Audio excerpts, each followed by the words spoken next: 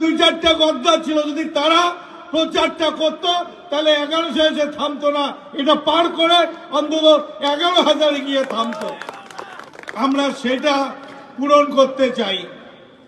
আমরা পূরণ করতে চাই 2026-এর বিধানসভা নির্বাচনে তৃণমূল কংগ্রেসকে নেটাবাড়ি বিধানসভায় দল যাকে প্রার্থী করবে, মমতা ব্যানার্জি যাকে সিম্বল দেবে, আমরা তাকে নেটাবাড়ির থেকে অন্তত 50,000 ভোটে জয়ী করার টার্গেট দিয়ে নামতে হবে। তাহলে কাজ কি? ঘরে বসে থাকলে হবে? কাজ কীর্তনে বেড়ালে হবে? কাজ হচ্ছে প্রত্যেকটা মানুষের বাড়ি বাড়ি গিয়ে মমতা ব্যানার্জির উন্নয়নের কথা বলা। দুই চারটা স্কুলে স্পোর্টস, দুই একটা কীর্তনে গিয়ে হরিবল করলে হবে না।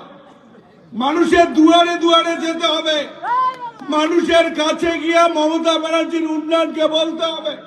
আর এই 10 বছর ধরে বিজেপি আমাদেরকে যেভাবে ঠকিয়েছে, ধাপ্পা দিয়েছে, সেই কথাগুলো মানুষকে বলতে হবে।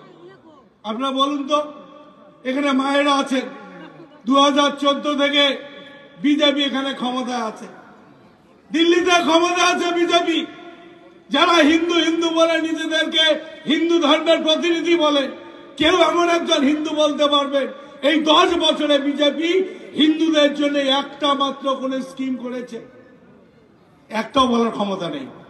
বলে রাম মন্দির করেছি, রাম মন্দির করেছি, রাম মন্দির করে আমাদের কি লাভ?